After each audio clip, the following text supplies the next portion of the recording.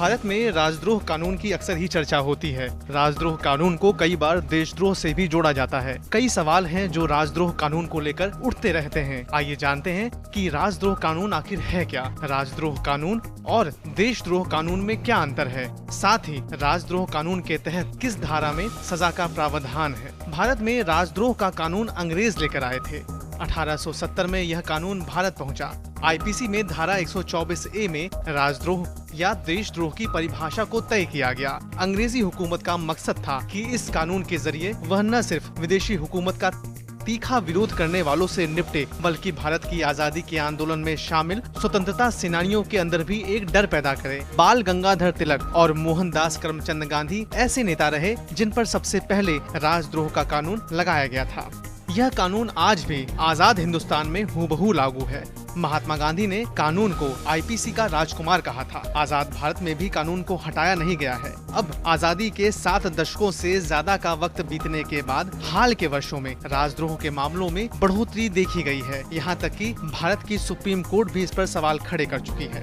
राजद्रोह कानून को किसने बनाया? इस कानून का मसौदा शुरुआत में 1837 में ब्रिटिश इतिहासकार और राजनीतिज्ञ थॉमस मैकाले ने तैयार किया था। 1860 में भारतीय दंड संहिता लागू हुई, लेकिन इस कानून को उसमें शामिल नहीं किया जा सका। जेम्स स्टीफन को साल 1870 में स्वतंत्रता सेनानियों के विचारों को दबाने के लिए एक खास कानून की जरूरत महसूस हुई। इसके बाद उन्होंने धारा 124A को आईपीसी अधिनियम 1870 के अंतर्गत इसमें जोड़ा। जेम्स स्टीफन तब ब्रिटिश हुकूमत में लीगल मामलों के प्रमुख थे। जेम्स स्टीफन का मानना था कि किसी भी सूरत में सरकार की आलोचना को बर्दाश्त नहीं किया जाएगा। क्या कहता है कानून? भारतीय दंड संहिता की धारा 124A में राजद्रोह का उल्लेख है। ये धारा कहती है, अगर कोई व्यक्ति सरकार के खिलाफ बोलकर या लिखकर या इशारों से या चिन्हों के जरिए या किसी और तरीके से घृणा या अवमानना या उत्तेजित करने की कोशिश करता है या असंतोष भड़काने का प्रयास करता है, तो वह राजद्रोह का आरोपी है। राजद्रोह के तहत मामला दर्ज होना गैर जमानती अपराध की श्रेणी में आता है। इसमें दोषी पाए जाने पर 3 साल की कैद से लेकर आजीवन कारावास तक की सजा का प्रावधान है। इसके साथ ही गुनहगार पर जुर्माना भी लगाया जा सकता है। राजद्रोह और देशद्रोह में अंतर क्या है?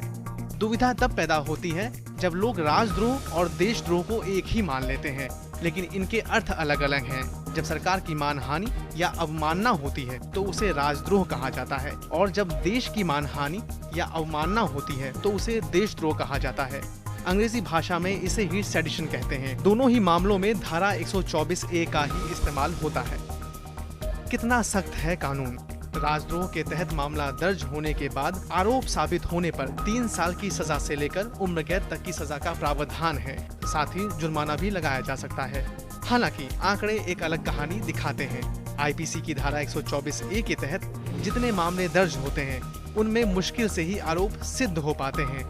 ज्यादातर आरोपी छूट जाते हैं। 98% मामलों में ऐसा देखा गया है। 2014 से 2019 के 6 सालों में 59 गिरफ्तारियां हुई, लेकिन दोष सिर्फ 10 पर ही साबित हुए। वहीं गृह मंत्रालय की रिपोर्ट कहती है कि 2018 से 2020 तक के 3 सालों में राजद्रोह के 236 मामले दर्ज हुए, लेकिन दोषी सिर्फ 5 लोग ही हुए। क्या राजद्रोह कानून को खत्म किया जा सकता है? कई बार राजद्रोह कानून को खत्म किए जाने को लेकर सवाल उठते रहे हैं।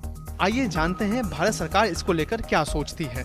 जुलाई 2019 में केंद्र सरकार ने कहा था कि राजद्रोह कानून या आईपीसी की धारा 124A को खत्म नहीं किया जा सकता है।